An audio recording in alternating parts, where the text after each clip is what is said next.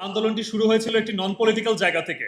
কোটা সংস্কার আন্দোলনের মাধ্যমে শুরু হওয়া আন্দোলনটি পরবর্তীতে গিয়ে গণঅভ্যুত্থানে গড়িয়েছিল। কিন্তু রাজনৈতিক ধারায় যারা পরবর্তীতে আসে নাই বা আসতে চায় নাই, বিভিন্নভাবে তাদের জায়গা থেকে গণঅভ্যুত্থানের যে মূল যে স্পিরিট বা চেতনা যেটি ছিল সেটিকে আমরা বেহাত হতে দেখেছি। এবং আমরা আরও দেখেছি মূল নেতৃত্বকে বাইরে রেখে একটি নির্দিষ্ট জায়গা থেকে সব বিষয়গুলোকে কন্ট্রোল করা হচ্ছে, যেগুলো আপনারা ইলেকট্রনিক্স এবং প্রিন্ট মিডিয়া যা জানেন যে বিভিন্ন সময়ে এই বিষয়গুলো নিয়ে আলোচনা হয়েছে, সোশ্যাল মিডিয়া থেকে শুরু করে বিভিন্ন জায়গায় ন্যারেটিভ উৎপাদন হয়েছে। তো আমরা মূলত এই বিষয়গুলোকে এবং আমাদের আকাঙ্ক্ষা ইচ্ছা, বর্তমান যেহেতু একটি নির্বাচনকালীন সরকার রয়েছে, অন্তর্বর্তীকালীন সরকারের জায়গা থেকেও অনেক কথা ছিল যে অনেক আইন নিয়ম কানুন এবং সাংবিধানিক বেড়াজালে অনেক কিছু সংগঠন করা সম্ভব হয় নাই, অনেক ধরনের বাস্তবায়ন সম্ভব হয়নি যেগুলো নির্বাচনকালীন সরকারের উপর বর্তিয়েছে। তো আমাদের জায়গা থেকে আমাদের যে দাবি দেওয়া সেগুলো আমরা পেশ করার জন্য আজকে এখানে উপস্থাপিত হয়েছি। আমি নর্থ সাউথ বিশ্ববিদ্যালয়ের সাধারণ শিক্ষার্থী এবং 24শে জুলাই গণঅভ্যুত্থানের যে প্ল্যাটফর্ম ছিল বৈষম্য বিরোধী ছাত্র আন্দোলনের একজন সমন্বয়কের দায়িত্ব পালন করেছিলাম। এবং পরবর্তীতে আমি আমার নন পলিটিক্যাল জায়গা আমি ধরে রেখেছি এবং কোনো ধরনের কোনো রাজনৈতিক অঙ্গনে আমি পদার্পণ করি নাই। সেম একইভাবে অনেকের রাজনৈতিক পরিচয় কারো ছিল না, কিন্তু একটি জায়গায় আমরা সবাই একত্রিতভাবেই সামনে এসেছিলাম। বিএনপি থেকে শুরু করে জাতীয়তাবাদী দল থেকে শুরু করে জামাত শিবির থেকে শুরু করে আপামর জনসাধারণ সবাই, সেটি ছিল স্বৈরাচারী শেখ হাসিনার পদত্যাগ করতে হবে। এবং শেখ হাসিনার পদত্যাগ শুধু করলেই হবে না, শেখ হাসিনার লেসপেন্সার করে তার যেই আমলারা ছিল, তার যেই এমপি মন্ত্রী থেকে শুরু করে তার যে ডানহাত বাহাত যারা ছিল, অর্থাৎ একটি ফ্যাসিস্ট সরকার টিকিয়ে রাখতে যারা মেকানিজম করছিল, তাদের সবাই যারা এই গণ অভ্যুত্থান এবং গণহত্যার সাথে জড়িত ছিল, গণ অভ্যুত্থানের বিরোধিতা করেছিল, বাংলাদেশের জনগণের বিরুদ্ধে গিয়ে বিরুদ্ধাচরণ করেছিল, তাদের বিচার এবং আহত এবং নিহত যারা ছিল, শহীদ যারা হয়েছিল, তাদের পুনর্বাসনকে কেন্দ্র করেই আমাদের সকলের একটি ম্যান্ডেট ছিল। তো সেই জায়গাগুলো কতটুকু হতে পারলো আমরা কিন্তু আশাহত। এবং এই নির্বাচনকালীন সরকার যিনি আছেন প্রধানমন্ত্রী জনাব তারেক রহমান, তার প্রতিও আমাদের বেশ কিছু দাবি দেওয়া রয়েছে। আমরা বেসরকারি বিশ্ববিদ্যালয়ের শিক্ষার্থীরা এখন পর্যন্ত সন্দিহান। সত্যিকার অর্থে বলতে 24শে জুলাই গণঅভ্যুত্থানের পর থেকে আজ পর্যন্ত অন্তর্বর্তীকালীন সরকার ছিল 24শে জুলাই গণঅভ্যুত্থানের মাধ্যমে গঠিত একটি সরকার, এটি কোনো নির্বাচনকালীন সরকার কিন্তু ছিল না।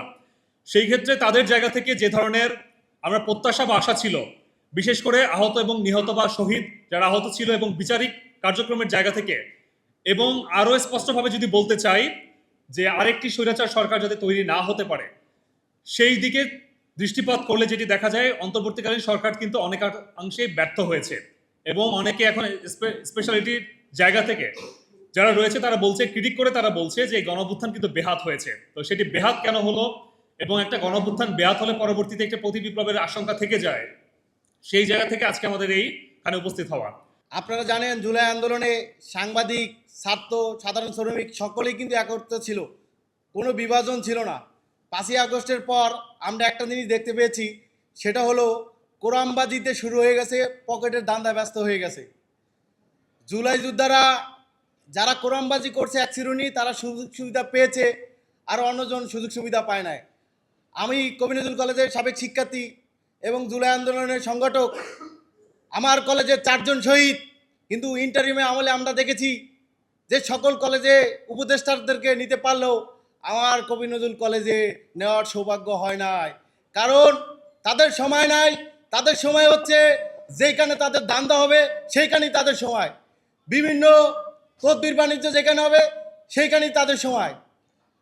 এখানে আমাদের জুলাই যোদ্ধারা যারা আছে, আমি আপনাদের কাছে সাংবাদিকদের উদ্দেশ্যে এবং অন্তর্বর্তী সরকার আমলে যে সকল উপদেষ্টারা ছিল, রেজওয়ানা, আলিমা মজুমদার এবং ছাত্র উপদেষ্টারা যারা ছিল, পাশাপাশি মুখ্য সচিব ও মোখলেসুর রহমান, এরা কি করেছে? আওয়ামী লীগদের পুনর্বাসন করেছে, যার কারণে প্রতিটা সিন্ডিকেটে আওয়ামী লীগের লোক জড়িত।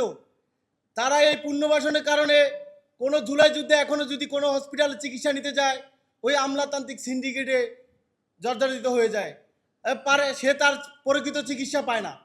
তাই প্রকৃত অর্থে আমি জাতীয়তাবাদী সরকারের উদ্দেশ্যে বলতে চাই, অন্তর্বর্তী সরকারের আমলে যে সকল আমলা এবং উপদেষ্টারা জড়িত, তাদেরকে তদন্ত করে আইনের আওতায় নিয়ে আসার জন্য, পাশাপাশি এই জুলাই আন্দোলন যারা বিভক্ত করছে, যারা কোরআনবাজি করছে, তাদেরকে শাস্তির আওতায় নিয়ে আসার জন্য। যারা ফ্যাসিবাদের দোসরদেরকে নিয়ে বিভিন্ন দুর্নীতি এবং লুটপাটের সাথে জড়িত ছিল, তাদেরকে অতি দ্রুতই তাদের বিরুদ্ধে আইনগত ব্যবস্থা নেওয়া হোক এবং যারা এই জুলাইকে বিক্রি করে বিভিন্ন অপকর্মের সাথে জড়িত ছিল তাদের বিরুদ্ধেও ব্যবস্থা নেওয়া হোক এবং যারা বিভিন্ন সময় আওয়ামী লীগের ফ্যাসিবাদ যারা ছিল, ফ্যাসিসের দোষর যারা ছিল, তাদেরকে পুনর্বাসন দিয়েছে, তাদেরও আমরা দ্রুত বিচার চাচ্ছি। এবং একই সাথে বিগত 17 বছরের গণতন্ত্রের জন্য গুম, খুন এবং সর্বশেষ জুলাই আন্দোলনে যে গণহত্যা হয়েছে সেই গণহত্যার সাথে যারা জড়িত তাদের দ্রুত বিচারের আওতায় এনে তাদের বিচার রায় কার্যকর করা হোক। প্রাইভেট বিশ্ববিদ্যালয়ের ক্ষেত্রে আমরা এর আগেও আমরা একটি দাবি উপস্থাপন করেছিলাম যে সকল আহত যোদ্ধা যারা ছিল তাদেরকে যেন কোনো বৈষম্য না করে, আহত যারা ছিল কোনো দল না দেখে তাদেরকে জুলাই যোদ্ধার যে গেজেট সেখানে অন্তর্ভুক্ত করা হয়। কিন্তু দুঃখজনক বিষয় হলো আমরা ইন্টেরিয়াম সরকারের আমলে দেখেছি যে বিভিন্ন সংগঠন বা যারা জুলাইয়ের পরবর্তীতে 5ই আগস্টের পরবর্তীতে তাদেরকে সমন্বয়ক হিসাবে বা জুলাইয়ের স্টেক হোল্ডার হিসেবে আত্মপ্রকাশ করেছেন, তারা বিভিন্ন মন্ত্রণালয়ে বা জুলাই ফাউন্ডেশনে বসে তারা সম্পূর্ণভাবেই বৈষম্য সৃষ্টি করেছে জুলাইয়ের আহত যোদ্ধাদের সাথে। আমাদের অসংখ্য আহত যোদ্ধা আছেন, তারা এখনও জুলাই যোদ্ধার গেজেটে অন্তর্ভুক্ত হতে পারেন নাই।